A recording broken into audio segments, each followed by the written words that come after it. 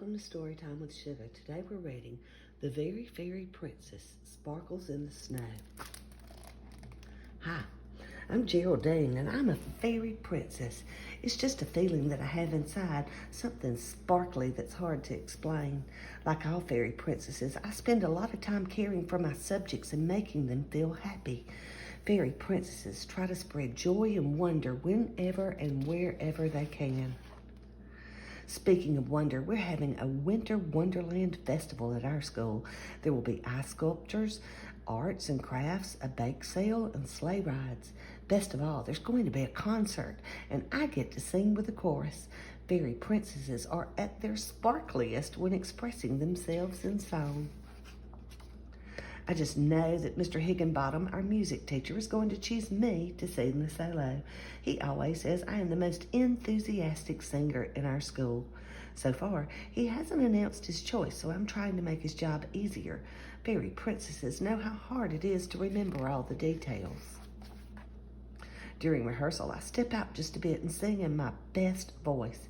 Mr. Higginbottom reminds me that many voices in a chorus need to sound like one. At lunchtime, I stroll past his office door. I sing a happy tune while pretending to tie my shoe. He waves but keeps working at his desk. At recess, I stand underneath his window and sing my loudest. I guess the playground is so noisy that he doesn't hear me. The next day, Mr. Higginbottom tells us that a professional singer is coming from the city to be our guest soloist. He says she will be a big draw for the concert. I think it sounds like a big drag. Even a fairy princess can forget her manners when she's disappointed. Mommy tells me not to be sad. The whole family will be coming and their eyes will be on me. Daddy says I'll always be his star. My brother Stuart says at least now I won't get big-headed. This does not make me feel better. On the morning of the concert, I wake up to a surprise. It's snowing, just what a winter wonderland needs. Maybe it won't be such a bad day after all. Fairy princesses know how to take a frown and turn it upside down. Daddy and Stuart shovel the driveway and warm up the car. Mommy packs up the goodies she made for the bake sale. I put on my velvet dress and big furry snow boots. Then I do my vocal warm-ups. A fairy princess is always well prepared. It takes twice as long as usual to get to school because of the snow. When we enter the Great Hall, I hardly recognize it. There are fairy lights on all the booths and shimmering ice sculptures that look like statues from a royal palace. Everything smells like cinnamon, gingerbread, and chocolate.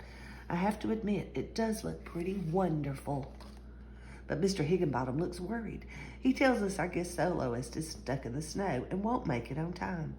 I offer to sing in her place if that would help. Fairy princesses are always happy to lend a hand in a crisis. He nods at me and says to put our belongings in the locker room and be on stage in 5 minutes. I think I might explode with sparkle.